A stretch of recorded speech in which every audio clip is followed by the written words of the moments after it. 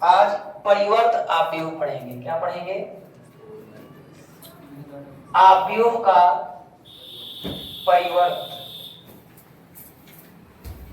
आव्यूह का परिवर्त यानी transpose of A matrix, transpose of A matrix.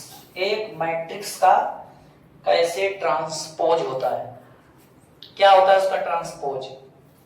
जैसे मान लीजिए मैट्रिक्स है, ध्यान दीजिएगा, ए बी सी डी और इसका ऑर्डर 2 क्रॉस 2 है।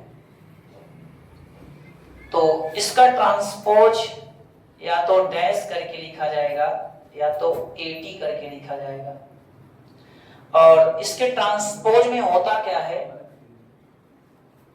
पंक्ति को स्तंभ में और स्तंभ को पंक्ति में बदल दिया जाता है। किसी भी आव्यूह का अगर परिवर्त निकालना है, परिवर्त आव्यूह निकालना है, तो दी गई आव्यूह के कॉलम को रो में और रो को कॉलम में चेंज कर दें। ये ए बी पंक्ति है, इसको आप स्तंभ बना दीजिए। ये सी डी, सी और डी दूसरी पंक्ति का अवयव है, इसे आप स्तंभ बना दीजिए। तो पहले ए और बी पंक्ति में था, अब स्तंभ में है। पहले ए और सी स्तंभ में था, पंक्ति में है। तो यही तरीका है ट्रांसपोज मैट्रिक्स का। एक मैट्रिक्स का ट्रांसपोज हम कैसे पाते हैं, यही तरीका है। आइए एक एग्जांपल और लेते हैं। जैसे B बराबर है 2 3 1 A B C और इसका ऑर्डर है 2 क्रॉस 3। 2 क्रॉस 3 मतलब इसमें 2 पंक्ति हैं और 3 स्तंभ है। इसका हमें ट्रांसपोज निकालना है। तो ट्रांसपोज की कहानी है कि पंक्ति को स्तंभ बना दिया जाए और स्तंभ को पंक्ति। ये 2 3 1 पहले पंक्ति के अवयव हैं, अब इनको हम स्तंभ बना देंगे। ए बी सी दूसरे पंक्ति के अवयव हैं, इन्हें हम स्तंभ बना देंगे। तो इसका ऑर्डर भी चेंज हो जाता है। अब ध्यान देंगे, 1 2 3 पंक्ति हो गया और 2 स्तंभ। इसलिए मैं उसमें तो स्क्वायर मैट्रिक्स था, आपको ऑर्डर में समानता नजर आई होगी, इसलिए हम एक अलग सी मैट्रिक्स लिए ताकि आपको पता चले कि ट्रांसपोज मैट्रिक्स में ऑर्डर भी चेंज हो जाता है।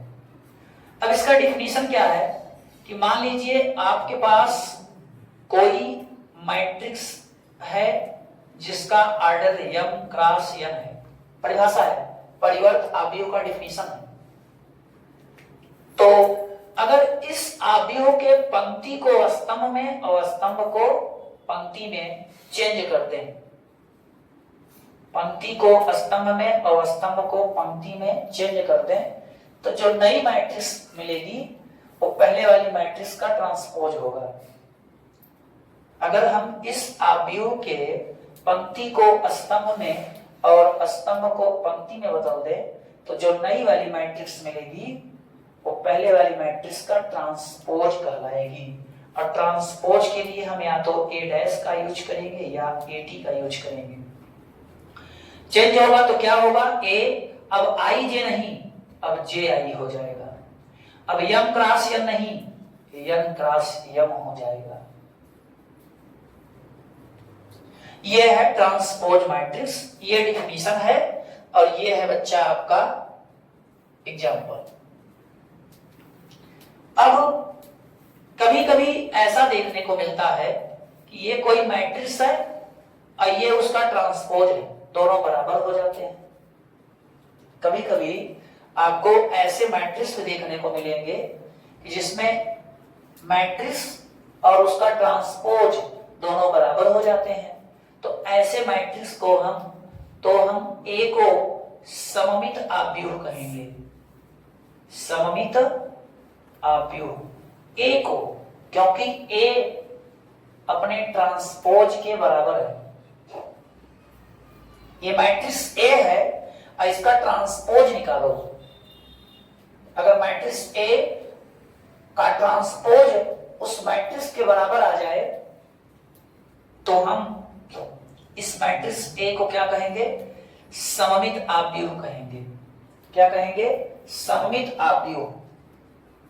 आइए हम आपको एक सममित आव्यूह का एग्जांपल देते हैं। एक सममित आव्यूह का एग्जांपल, जैसे मान लीजिए ये कोई मैट्रिक्स ए है और √3, 2, 3 इस मैट्रिक्स के अवयव हैं। 2 माइनस में 1.5 माइनस में 1, 3 माइनस 1 और 1 एक स्क्वायर मैट्रिक्स है। इसका यहां पे हम ट्रांसपोज निकाल रहे हैं। ट्रांसपोज निकालें, इस पंक्ति को क्या बना दें? स्तंभ। √3, 2, 3 इस पंक्ति को क्या बना दें? स्तंभ बना दें। इस पंक्ति को क्या बना दें? स्तंभ बना दें। तो ध्यान से अगर देखेंगे तो दोनों में कोई चेंज, कोई बदलाव देखने को नहीं मिलेगा। तो जब किसी मैट्रिक्स के ट्रांसपोज में कोई भी डिफरेंट विभिन्नताएं न दिखें तो ऐसी परिस्थिति में उस मैट्रिक्स को सममित आव्यूह कहते हैं। क्या कहते हैं? सममित आव्यूह कहते हैं। अब बच्चे, विषम सममित भी होता है। क्या होता है? विषम सममित। वो कब आता है? ये फर्स्ट स्टेप था। सेकंड देखिए, अगर कोई मैट्रिक्स ऐसा हो कि उसका ट्रांसपोज निकाला जाए। क्या निकाला जाए? ट्रांसपोज निकाला जाए और वो ट्रांसपोज अपने मैट्रिक्स के ऋणात्मक के बराबर हो। किसके बराबर हो? ऋणात्मक के। अगर एक मैट्रिक्स अपने परिवर्त आव्यूह के बराबर है तो वो सममित है। अगर एक मैट्रिक्स अपने परिवर्त के ऋणात्मक के बराबर है तब हम इस मैट्रिक्स को विषम सममित आव्यूह कहेंगे। तो ऐसे परिभाषा आता है, यदि किसी मैट्रिक्स का परिवर्त आव्यूह उस मैट्रिक्स के बराबर हो तो ऐसे आव्यूह को सममित आव्यूह कहते हैं। और यदि किसी मैट्रिक्स का परिवर्त उस मैट्रिक्स के ऋणात्मक के बराबर हो उसको विषम सममित कहते हैं। इसका भी एग्जांपल देखिए। इसका भी एक एग्जांपल देखिए। जैसे मान लीजिए ये पहले पंक्ति का अवयव है, ये दूसरे पंक्ति का अवयव है और ये तीसरे पंक्ति का अवयव है। अब इसका भी हम ट्रांसपोज निकालें। इसका भी हम ट्रांसपोज निकालें तो ये पंक्ति क्या बना देंगे? स्तंभ। इस पंक्ति को क्या बना देंगे? स्तंभ। इस पंक्ति को क्या बना देंगे? स्तंभ।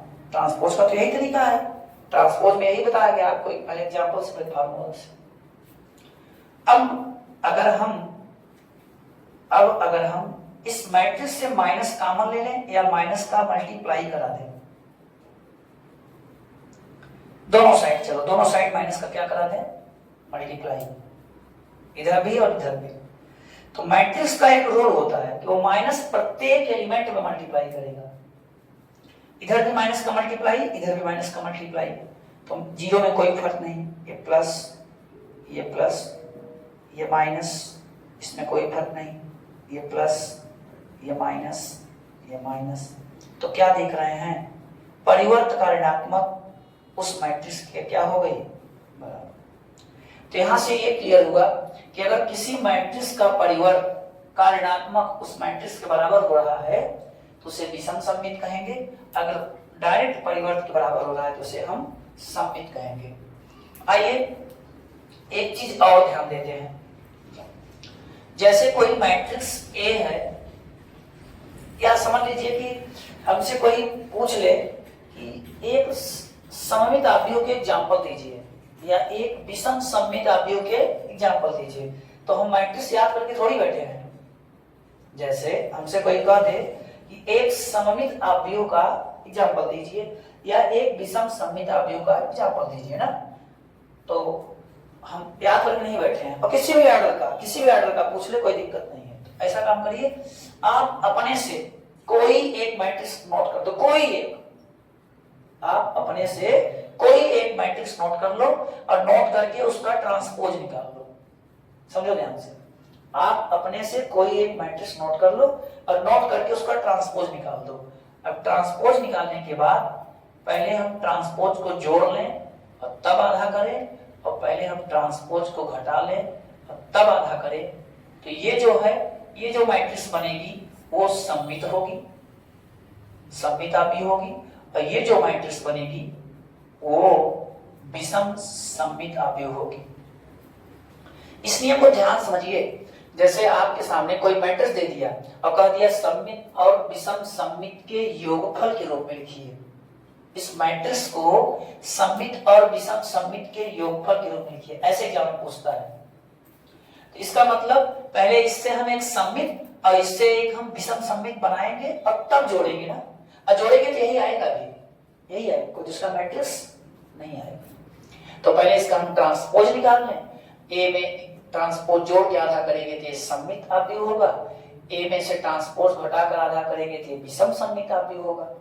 तो हम एक सममित अवयव एक विषम सममित अवयव बनाना सीख गए। अब दोनों को अगर जोड़ेंगे तो उसका जो जोड़ देंगे बस वही हमारा आंसर हो जाएगा। लेकिन अगर रिजल्ट चेक करेंगे तो इसी बराबर ही आएगा। ठीक है, इसको नोट करिए।